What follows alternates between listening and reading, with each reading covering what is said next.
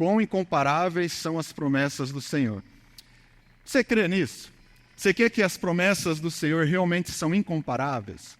Outra coisa, você crê que essas promessas serão cumpridas?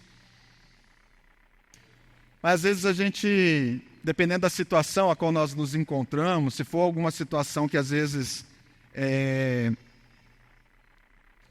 igual acontece aí que a gente acabou de falar sobre o que está acontecendo no Rio Grande, ou alguma situação que às vezes a gente passa por ela na nossa casa, às vezes a gente tem a fé um pouco balançada, não é verdade? Não sei você, mas eu tenho. Às vezes eu fico pensando, mas será? Será que realmente Deus está vendo? Será que realmente Deus se importa comigo? Será que realmente a promessa que Deus tem para mim vai se cumprir? Eu tenho essas dúvidas. E o Senhor não se importa que você tenha também essas dúvidas. Mas às vezes a gente tem essas crises de fé, que a gente pode dizer. E a gente às vezes pode achar que as promessas de Deus às vezes estão tão distantes de nós. E Deus faz várias promessas para nós. Deus, desde a criação da humanidade até Jesus Cristo, Deus fez várias promessas. Deus fez promessas através de Adão e Eva para a humanidade. Não fez? Se a gente for lá em Gênesis, nós vamos encontrar promessas de Deus dadas através de Adão e Eva. Nós vamos ver também Deus dando algumas promessas através de quem? Abraão também. Então, através de Abraão, Deus nos deu muitas promessas quando formou o seu povo. Ele nos deu promessas também através dos profetas, quando ele estava dando a sua palavra para nós. E todas essas promessas, independente por quem o Senhor deu, através dos profetas, através de Adão e Eva, através de Abraão, não importa. Todas essas promessas, elas se cumprem em Jesus. Todas elas. Todas as promessas que Deus deu, não importa por quem, através de quem, elas se cumprem em Jesus. Você quer ver uma coisa? Deus dá uma promessa para Abraão. Ele fala assim: através do seu descendente, todas as famílias da terra serão abençoadas. Através do descendente de Abraão, todas as famílias da terra serão abençoadas. Será que essa promessa é válida para nós? Claro que sim.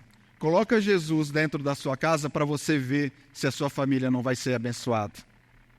A sua família certamente será abençoada. Basta você colocar Jesus dentro da sua casa. Às vezes é que nós queremos que Deus nos abençoe, abençoa a nossa família, mas nós colocamos Jesus aonde? Fora de casa. Nós não queremos viver aquilo que Jesus quer que nós vivamos. E Jesus diz uma coisa: eis que estou à porta e bato. Se você abrir a porta, o que acontece? Ele entrará e ceará contigo. Abre a porta. Jesus está batendo hoje, Jesus está batendo na porta da sua casa. É que às vezes a gente pensa que casa, qual Jesus está falando, é a nossa casa, onde vocês saíram há pouco e chegaram aqui. Mas essa casa que o Senhor está falando, somos nós. Jesus está batendo na porta do seu coração hoje aqui. Sabe como é que ele bate? Através da palavra. Através da palavra. A palavra de Deus está chegando no seu coração hoje. A palavra de Deus está batendo a porta do seu coração hoje. E ela está dizendo assim: você vai me deixar entrar aí? Você vai me deixar entrar nesse coração de pedra? Pois eu quero entrar e eu quero fazer morada aí dentro. Dentro de você, no seu coração. É aí que ele vai atuar. Então, as promessas de Deus, sim, estão de pé. As promessas de Deus, sim, se cumprem. Pois Deus não é homem para que minta. Então, todas as promessas que Deus fez serão cumpridas. Porque Deus é fiel, por mais que nós não sejamos. Por mais que nós não sejamos. Busca aí na sua memória quantas vezes você já pisou na bola. Várias vezes, né? Eu também. Mas ainda bem que o Senhor continua fiel, independente de nós. Independente das nossas escolhas mal feitas, Deus continua fiel às suas promessas. Se Ele prometeu, Ele vai cumprir.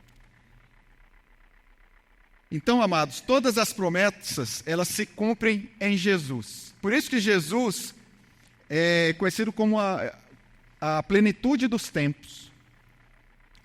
A plenitude dos tempos se deu em Jesus. Por quê? Porque todas as promessas convergem para Jesus. Todas as promessas que foram dadas desde Abraão, desde lá de Gênesis, em Jesus elas são cumpridas. Por isso que é chamado da plenitude dos tempos. A partir de Jesus, não há mais promessas, novas promessas. Apenas há o cumprimento de todas que já foram dadas. Então, em Jesus, todas as promessas se cumprem. Em Jesus se encerrou todas as promessas que Deus tinha. Jesus é a revelação de tudo.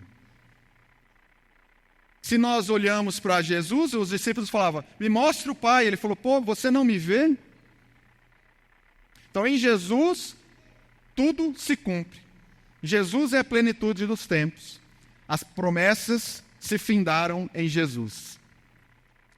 E a partir de Jesus, nós já estamos vivendo o que a palavra de Deus vai chamar de últimos dias. Então, a partir de Jesus, nós já estamos vivendo nos últimos dias. Hoje, nós já estamos vivendo nos últimos dias. As promessas foram dadas, se cumpriu, e agora é só cumprimento. Os cumprimentos de algumas promessas que ainda não precisam ser executadas, precisam ser cumpridas. Por isso que as promessas foram dadas por Jesus, e Jesus, ele pede para que os seus discípulos, os 12, transmitam essas promessas para nós. Então, a igreja, por mais que a gente às vezes tenha um pensamento errado, a igreja ela não é formada pelos romanos. Às vezes a gente pensa, a igreja estava lá, a igreja católica romana se dividiu, protestantes, estamos nós. Não, a igreja foi formada por judeus.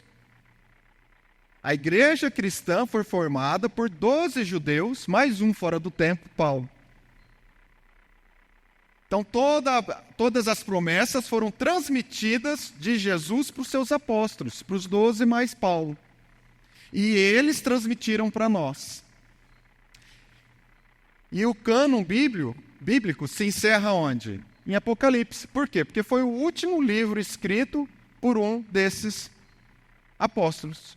Depois do Apocalipse, mais nenhum apóstolo escreveu mais nada. Por isso que o cânon bíblico, se você for ver aí na sua Bíblia, o último livro é Apocalipse.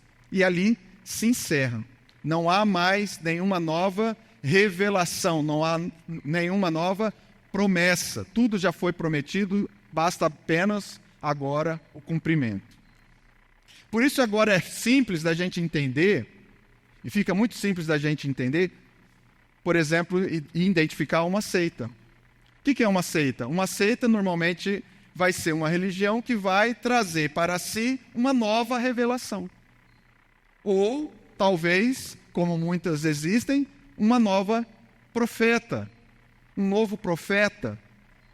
E ali esse novo profeta, ou essa nova profeta, vai trazer novas revelações. Mas não é isso. A palavra de Deus, ela deixa muito clara que as testemunhas de Jesus são os 12 apóstolos, e deles parte todas as revelações que foram dadas, se cumprem em Jesus e transmitidas para nós. Então, em Jesus, acabou, irmão. Se você for numa outra igreja, o pessoal estiver falando uma nova revelação, ou falando que tem um novo profeta, que seja anátema, que seja amaldiçoado. Não tem mais. Tudo se cumpre em Jesus e ali se encerra. Amém? E existe uma promessa que é muito várias vezes falada na Bíblia, e é uma das promessas que eu posso dizer mais importante para nós, que é a que tudo vai convergir nela, que é a promessa da ressurreição. A promessa da ressurreição foi dada não apenas em Jesus, não apenas ali no Novo Testamento. No Antigo Testamento, por várias vezes, essa promessa da ressurreição é feita. Querem ver? Abre aí para mim Daniel 12. Daniel 12. Daniel está no Antigo Testamento, correto?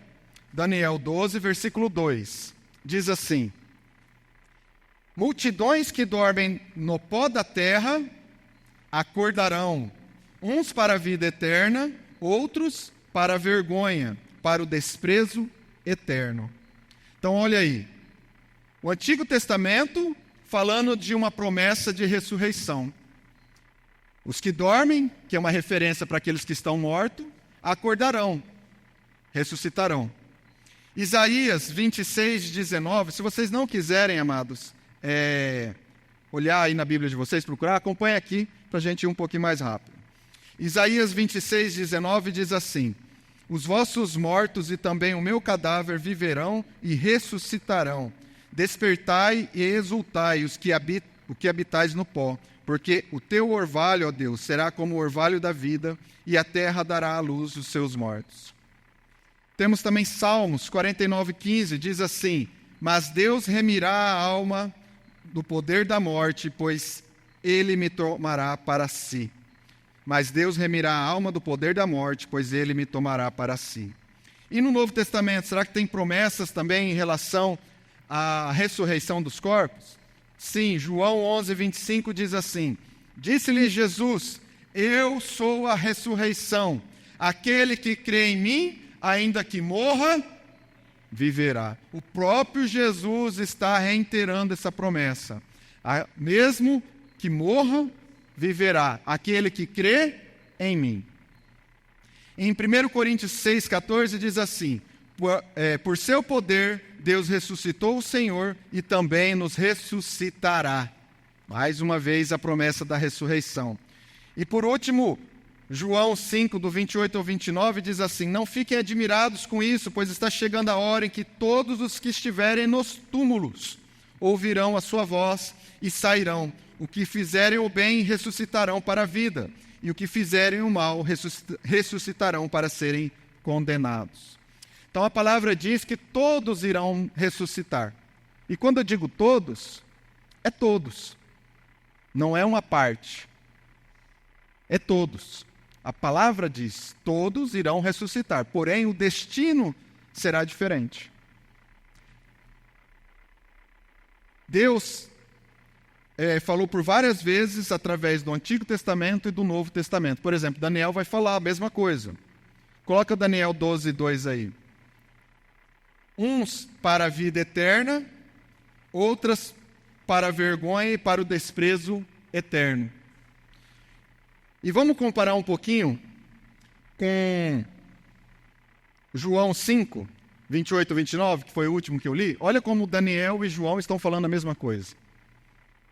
João vai dizer no final: que estiverem nos túmulos ouvirão a sua voz e sairão. Os que fizerem o bem ressuscitarão para a vida, mas os que fizerem o mal ressuscitarão para a condenação. Então, todos ressuscitarão, porém uns ressuscitarão para a vida eterna e outros ressuscitarão para juízo. É isso que a palavra de Deus está falando. Essa é a promessa: todos irão ressuscitar. Uns irão ressuscitar para a vida eterna, outros irão ressuscitar para a condenação eterna. Eu pergunto a você, em qual lado você quer estar? Não é uma coisa muito difícil da gente optar, né? Onde você quer estar? Na vida eterna ou na condenação eterna? Qual é a diferença? Vocês podem me ajudar? Qual é a diferença para que eu vá para a condenação eterna ou para a vida eterna? Eu crer em quem? Fica mais fácil? Fala aí, João. Jesus, isso aí. Não é o João apóstolo, mas é o nosso João. Então, aquele que crê em mim, mesmo que morra, viverá. Então, quem se aliancia com Jesus? E aí, olha aí, mais uma oportunidade do batismo, né? O batismo é isso, é essa aliança que você faz para com Deus. Então, se você faz essa aliança com Jesus, mesmo que você venha morrer, você viverá. E você viverá para a vida eterna. E aqueles que rejeitarem a Cristo, Claudinei, infelizmente, serão condenados. É tão difícil hoje em dia a gente falar sobre condenação, sobre inferno, na verdade. Parece que isso não é uma promessa de Deus. Parece que isso não está escrito na Bíblia, mas está sim. Não tem como a gente fugir disso. É o que a palavra diz. Uns ressuscitarão para a vida e outros para serem condenados. Qual é a diferença? Aquele que aceita Jesus. Então ainda dá tempo. Nós estamos nos últimos dias, mas nós não estamos no último dia. Ainda dá tempo de você tomar essa decisão. Bom, por que nós temos que crer nessa promessa da ressurreição? Por que nós temos que crer na promessa da ressurreição? Porque crer nessa promessa é importante para a nossa vida cristã. Veja, olha o que está escrito lá em 1 Coríntios 15. Eu vou ler do 31 ao 32, Isa.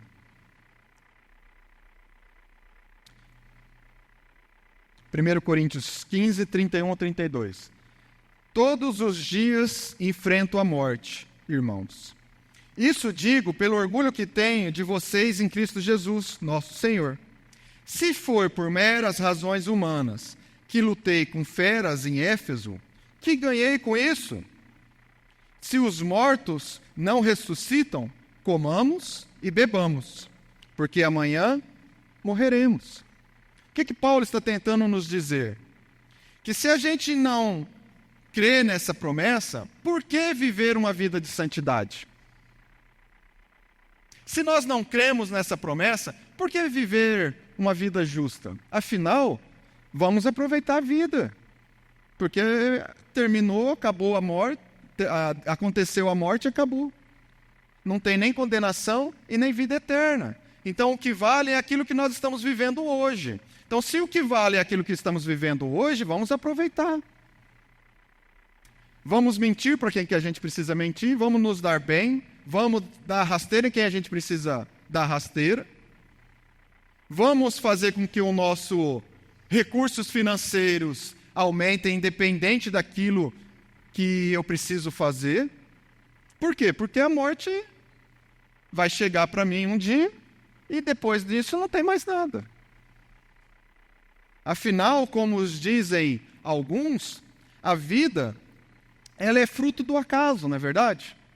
Ela é apenas uma loteria de aminoácidos que estavam lá num caldo escaldante, ácido, e contra toda a lei da física e da química, porque eu posso dizer isso, porque eu entendo de química, contra tudo aquilo lá, alguns aminoácidos se juntaram, formaram uma proteína, essa proteína formou lá um protozoário, esse protozoário que é unicelular, que é apenas uma célula, ele evoluiu e se transformou num corpo tão complexo como o nosso hoje. Dotado de criatividade, de pensamento, de visão, de beleza. Para alguns. Já riram aí, né? Mas o corpo humano, ele é belo. Né? Porque se fosse fruto do acaso, ele, ia sair lá com uma mão menorzinha, não precisava ser simétrico, né? É fruto do acaso. Coloca lá uma coisa aleatória e deixa acontecer. Não tem beleza. Mas você olha para as coisas criadas, você consegue enxergar a beleza. Por exemplo, não bastava uma flor. Qual que é a função da flor? Me ajuda aí. O que é a função da flor? Você que não entende nada, não. Polinizar. Então, essa é a função dela, não é? Ela precisava ser bela? Teoricamente, não. Mas olha a quantidade de flores, o cheiro diferente de cada uma, a cor de cada flor. Não pode ser fruto do aleatório, porque tem beleza. Somente uma mente criativa, que sabe aquilo que está fazendo, que consegue fazer beleza. A mesma coisa você pegar um monte de pincel e jogar na parede, vai sair alguma coisa aleatória. Mas quando você olha um quadro, você vê uma paisagem, alguma coisa bonita retratada ali, você fala, realmente foi uma pessoa que fez. Foi alguém dotado de inteligência, dotado de criatividade, que sabe aquilo que é belo, que fez algo tão bonito. Não é verdade? Então, a vida, ela não é uma obra do acaso. Você, amado, você não é fruto do acaso. Ah, Claudinei, você não sabe da minha vida. Minha mãe lá, aconteceu alguma coisa lá e eu nasci. Sou fruto do acaso? Não. Você é um filho de Deus, que foi criado por Deus, que foi pensado por Deus. Você é um filho dele, por mais que as pessoas não consigam enxergar a beleza em você. Você é belo aos olhos do Criador. Por mais que você esteja com o seu autoestima lá embaixo, se achando um nada, eu estou aqui falando para você que aos olhos do Criador, você é belo. E Ele pagou um alto preço por você, para tirar você do reino das trevas e levar você para o reino do Filho amado. Aos olhos do Criador, você é belo. Como é triste, né? A gente vê pessoas tendo esse tipo de pensamento, de que a vida é somente isso. Não há mais nada além disso. Chegar o momento da morte, desliga a luz, só a escuridão, acabou. Eu imagino como deve ser viver assim, sem esperança, sem crer nas promessas do Senhor, sem saber daquilo tudo que o Senhor tem. E isso nos dá ainda mais um gás para que a gente demande esforço para levar essa palavra, para levar essa boa notícia para essas pessoas que estão tão sem esperança, que acreditam que elas são fruto do nada e que quando ela morrer tudo vai acabar. Então ela vive como se não houvesse o amanhã, sem esperança.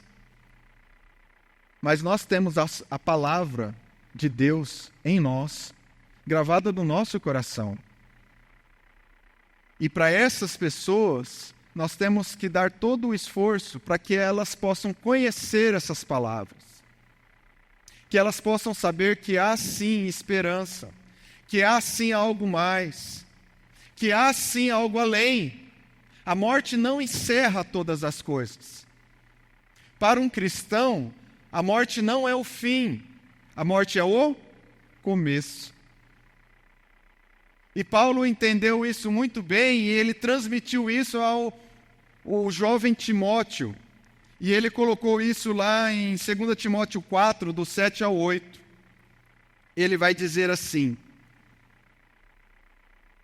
combati o bom combate, terminei a corrida, guardei a fé. Agora me está reservada a coroa da justiça, que o Senhor, o justo juiz, me dará naquele dia. E não somente a mim, mas a todos os que amam a sua vinda. Você aguarda esperançosamente a vinda do Senhor Jesus? Você aguarda? Você crê nisso? Então eu tenho que dizer que o Senhor promete para você uma coroa da justiça. Existe uma coroa da justiça que está reservada, escrito com o seu nome, esperando por você no céu. E há de um dia você colocá-lo. Ou você pensa que o seu nome não é conhecido no céu? É sim. Porque o dia que você escolheu se aliançar com Jesus Cristo, lá em cima teve uma baita de uma festa. Todos se alegraram, porque você tomou essa decisão. O teu nome é conhecido no céu. Jesus é por você. Jesus ajuda você na sua labuta, nos seus momentos de aflição, nas suas crises de fé. Ele conhece você. Ele sabe do teu nome. Ele sabe aquilo que você precisa. Inclusive, Ele te trouxe aqui hoje para dar a você essas palavras que talvez você não a conhecia. Não foi por acaso que o Senhor veio e trouxe você aqui. Você pode achar que foi. Não foi. Todos estão lá no céu, esperando. Tudo já com as coisas ali, guardadas para dar a festa quando você tomar a decisão. Amém. Glória a Deus. Para que no final a gente chega e fala, combati o bom combate. Eu guardei a fé. Agora já está me reservada a coroa da vitória. A morte não é o fim. A morte é o começo. Amém? E talvez você esteja se perguntando, como que os mortos se ressuscitam? Como ressuscitam os mortos? Com que espécie de corpo virão? Você já teve essa dúvida? Amém?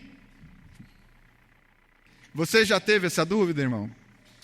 Você já parou e pensou assim, tudo bem, Claudinei, você está falando aí da ressurreição dos corpos. Você está falando que haverá uma ressurreição. Você está falando que a morte não é o fim, é o começo. Mas como que os corpos ressuscitam? Você já teve essa dúvida, Vinícius? Eu também já. Você já teve essa dúvida? Eu também já. Como que ressuscitam os mortos? Com que espécie de corpo virão? O pessoal lá da igreja, nossos irmãos lá antigos da igreja de Coríntios, também estava com essa mesma dúvida. Inclusive tinha alguns que estavam já não crendo na ressurreição mais. Tinha alguns que já não criam que os corpos iriam ser ressuscitados. E tinha uns que falavam assim, tá, mas se ressuscitar o meu corpo, como aconteceu com o nosso irmão Lázaro, ele ressuscitou, mas depois ele morreu de novo. Olha que azar de Lázaro, morreu 2 vezes. Né? Ele morreu, ficou doente e morreu. Mas depois ele morreu de novo. Morreu 2 vezes. E aí? Com que espécie de corpo vai vir? Porque aí a gente ressuscita. Aí como que vai ser? Nosso corpo ressuscitado vai ficar doente? E vai morrer de novo? Será que é assim? Então, com isso, Paulo, já vendo essa dúvida no coração dos irmãos lá em Coríntios, ele responde essa pergunta para nós. E ele diz assim, está lá em 1 Coríntios 15, do 35 ao 39.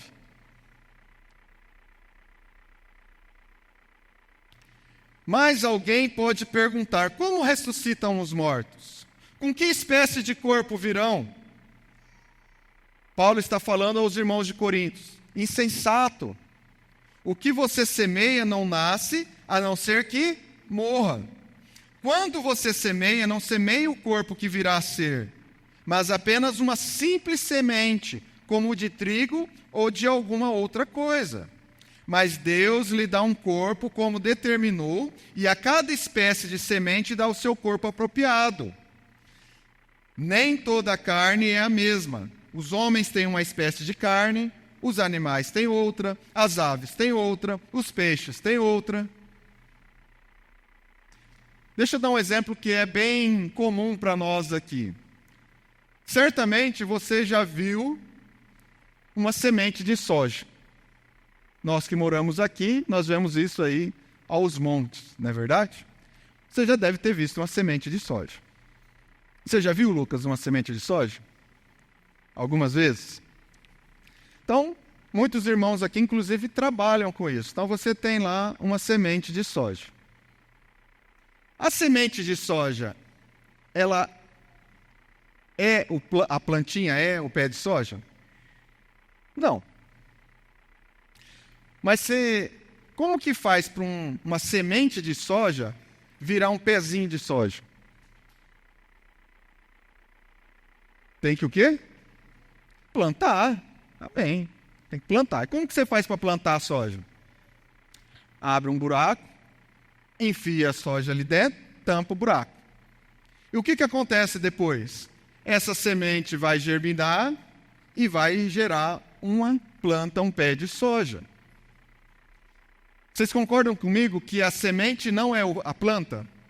Não é o pezinho. Mas dentro da semente está a informação do pezinho? Dentro da semente contém o pezinho? Dentro da semente de soja contém o pé de soja, mas não são iguais. Olha que doideira, né? Você parou para pensar nisso? Olha que interessante. Só que como é que você faz? Você tem que colocá-la na terra. Paulo está falando, dando esse exemplo para a gente entender como é que é o nosso corpo. O nosso corpo atual não é o corpo glorificado. Não é. E ele está falando, é necessário plantar esse corpinho. Então a gente também vai passar pela mesma situação. O homem veio do pó e do pó voltará. Então haverá um dia que nós experimentaremos a morte. Que o nosso corpo será colocado em uma cova. Que o nosso corpo irá voltar para a terra. Haverá esse dia. Espero que esteja longe. A minha senha esteja para frente. Mas haverá esse dia. E o que vai acontecer? Esse corpo é uma semente. Ele não é o corpo glorificado, mas ele contém. Quando esse corpo ele for depositado, ele precisa morrer, assim como a semente precisa morrer, para que venha então o novo corpo. Ficou claro? É isso que Paulo está falando. Então, o que é a glorificação? A glorificação, no processo... Acho que não dá para colocar aqui, né? Dá? Você consegue colocar aquela aí? Então, qual que é a glorificação? Aí, obrigado. Nós estamos no último. Quer dizer que a série encerra hoje, né, irmãos? Então, a série sobre o Ordo Salutis se encerra hoje com a glorificação, que é o último final. Ou o último final. A última etapa. O final. É que eu juntei os dois, pensei as duas coisas. Né?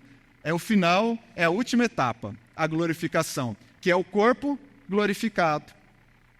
É o novo corpo que nós iremos receber. É esse corpo a qual você está vendo? Não. Mas esse corpo contém, porque é a semente. Que corpo é esse, Claudinei? Seja um pouquinho mais didático aí, me ajuda a entender, porque eu ainda fiquei confuso. Que corpo é esse? Nós vamos vir com 3 braços, 5 pernas, 10 olhos, como é que vai ser?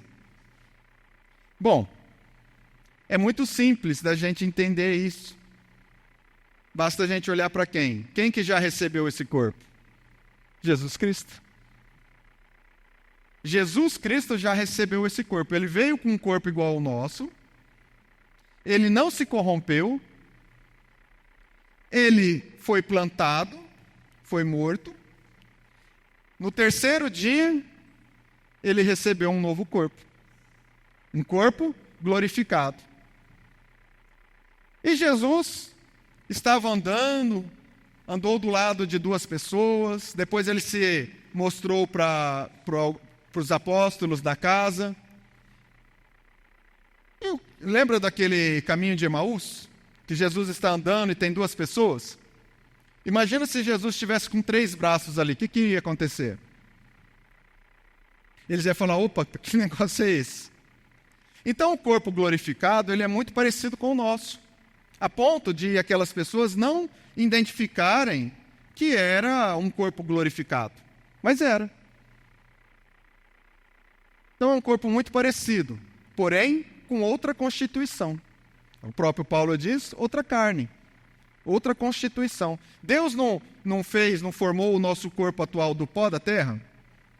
Ele pegou do pó da terra, ele fez alguma coisa. E Deus pode criar, chamar a existência aquilo que não existe. Deus é o único que pode fazer isso. Então, de que maneira ele vai fazer o corpo? Tem gente que morreu há 2000 anos atrás, como é que vai... O corpo nem existe mais. Não se preocupa com isso, deixa para Deus. Deus chama a existência aquilo que ainda não existe, ele pode fazer o que ele quiser. Então ele vai dar a todos um novo corpo. Todos aqueles que morreram em Cristo receberão um novo corpo, chamado do corpo glorificado. E esse corpo, ele será a imagem e semelhança do atual corpo de Jesus. Amém? Por isso que Jesus é chamado do primogênito, o primeiro de muitos. Por quê? Porque da maneira como Jesus recebeu esse novo corpo, nós também receberemos. E que características tem esse novo corpo? Nós podemos tirar do texto que esse corpo ele é imperecível. Nós podemos também tirar do texto que esse corpo vem com poder. Jesus saía de um lugar e ia para outro. Nós podemos dizer também que esse corpo é espiritual, mas ele é físico também. Por quê? Lembra de Tomé? Ele não foi lá e não tocou na mão de Jesus e falou, dá uma olhada aqui, vê aqui o furo que tem aqui nas minhas mãos. Sou eu mesmo, Tomé. Tomé foi lá, tocou e falou assim, é mesmo, é físico. O próprio Jesus fala, se fosse espírito você não conseguiria tocar, mas olha aqui, toca. Tomé foi lá e tocou. Então, é um corpo espiritual, porém físico. Ele é um corpo incorruptível. Por que incorruptível? Ele não se corrompe com o pecado. Por que ele não se corrompe com o pecado? Porque ele já está plenamente satisfeito. Nós teremos todas as nossas necessidades totalmente satisfeitas em Deus. Por isso nós não iremos nos corromper, porque nós já estaremos totalmente saciados. Não da maneira que nós estamos hoje. Hoje a gente sempre quer mais. Mas com esse corpo nós estaremos totalmente satisfeitos. Amém? E agora, para finalizar, quando que essa glorificação vai acontecer? Eu já entendi que a glorificação é a ressurreição do corpo, que esse corpo que será ressurreto, ele não é o mesmo, mas ele é bem próximo, em questões físicas, aparentemente, mas ele é uma nova constituição, ele é imperecível, incorruptível, a gente não irá mais morrer. Mas quando que isso vai acontecer? Em que momento isso vai acontecer? Vou pedir para colocar 2 textos aí. O primeiro texto está lá em 1 Coríntios 15, do 51 ao 52. Eis que lhes digo um mistério. Nem todos dormiremos, mas todos seremos transformados. Num momento, num abrir e fechar de olhos, ao som da última trombeta. Pois a trombeta soará, os mortos ressuscitarão incorruptíveis e nós seremos transformados. O que significa essa transformação? O que ele está dizendo aí? Exatamente esse processo da glorificação. É esse novo corpo. Então nós ganharemos esse novo corpo quando? Quando a última trombeta for soada. E Paulo vai dizer essa mesma coisa para outros irmãos que estavam lá em Tessalônica. Então coloca aí para mim, 1 Tessalonicenses 4, do 16 ao 17. É o mesmo Paulo falando do mesmo assunto, só que abordando algumas coisas diferentes, dando um pouco mais de informação. Pois dada a ordem, com a voz de arcanjo, ao ressoar da trombeta de Deus, grave essa informação, o próprio Senhor descerá dos céus, e os mortos em Cristo ressuscitarão primeiro, depois nós, os que estivermos vivos, seremos arrebatados com Ele nas nuvens, para o encontro com o Senhor nos ares, e assim estaremos com o Senhor para sempre. Você crê nisso? Amém. Amém. Então vejam, a relação dos dois. Existem várias correntes teológicas que vão dizer, isso acontece nesse momento, nós não vamos entrar nessa discussão, tá? Mas é importante a gente saber os eventos, porque os eventos não tem como fugir. A ordem desses eventos, existem várias linhas teológicas que vão divergir, tá? Mas, quais são os eventos que estão agregados aí? É que esse evento da glorificação acontecerá na segunda vinda do Senhor. Então, na segunda vinda do Senhor, haverá a ressurreição dos corpos. Então, quando acontecerá a glorificação? No evento da segunda vinda do Senhor. Em que momento? Nós seremos transformados, seremos ressuscitados, e ressurreto nós iremos ser arrebatados. Ok? Porque não tem como a gente subir com o nosso corpo, mortal, perecível, corruptível, aos céus. Então, primeiro a ressurreição, e aí Paulo fala que os mortos em Cristo ressuscitarão primeiro, e depois quem estiver vivo vai ser transformado num abrir e piscar de olhos. A pessoa não vai experimentar a morte. Algumas pessoas se confundem, achando que Paulo está falando sobre o arrebatamento aqui. Que o arrebatamento será num abrir e fechar de olhos. Não, é a transformação do corpo. Então, a transformação do corpo, a glorificação daqueles que estão vivos, será num abrir e fechar de olhos. Será rapidinho. A pessoa não experimentará a morte. Talvez eu peço que eu esteja nesse grupo, né? É melhor, na verdade. Mas olha que interessante, eu dei uma informação para vocês e pedi para que vocês grifassem. Quando eu falei assim, é o ressoar da trombeta de Deus. No primeiro texto, fala que a glorificação acontecerá na última trombeta, no ressoar da última trombeta, e encerra aí. Já em Tessalonicenses vai falar na trombeta de Deus. Ele dá uma informação. Ele dá uma informação de que essa trombeta não é as mesmas trombetas tocadas por anjo. Lá em Apocalipse, nós temos 7 trombetas. E essas 7 trombetas são tocadas por quem? Por anjos. Mas Paulo aqui está dizendo que essa trombeta é uma trombeta de Deus. É uma trombeta tocada por Deus. Bom, se tem a última trombeta, é porque tem o quê? A primeira, correto? Se tem a última trombeta, é porque tem a primeira. Onde será que está escrito sobre a primeira trombeta tocada por Deus? Vamos ver. Está lá em Êxodo 19. Coloca para mim. Êxodo 19, do 14 ao 17. E olha que interessante a circunstância a qual essa primeira trombeta tocou. E eu vou explicar, após eu ler esse texto, como que esses dois textos estão integrados. Êxodo 19, 14 ao 17, diz assim: Tendo Moisés descido do monte, que monte? Monte Sião, consagrou o povo, e eles lavaram as suas vestes. Disse ele então ao povo: Preparem-se para o terceiro dia, e de lá não se acheguem à mulher. Ao amanhecer do terceiro dia, houve trovões e raios. Uma densa nuvem cobriu o monte, e uma trombeta ressoou fortemente. Todos no acampamento tremeram de medo. Moisés levou o povo para fora do acampamento para encontrar-se com Deus, e eles ficaram ao pé do monte. Deus tinha dado instruções para aquele povo que estava acampado aos pés do monte Sião, para que eles pudessem se lavar as suas vestes, se santificar, porque ele iria tocar uma trombeta, e quando ele tocasse essa trombeta, esse povo era para ficar aos pés do monte. E essa trombeta toca. Você imagina? Eu fiquei muito assustado lá em Israel, quando eu estava lá em Israel, quando soou um alarme, né? Agora você imagina você estar ali dormindo e toca essa trombeta. Aqui fala que o povo ficou com medo. Rapaz, fica mesmo. Há uma sirene, a gente já fica com medo, né? Imagina uma trombeta tocada por Deus. Então, É óbvio que o povo ficou com medo.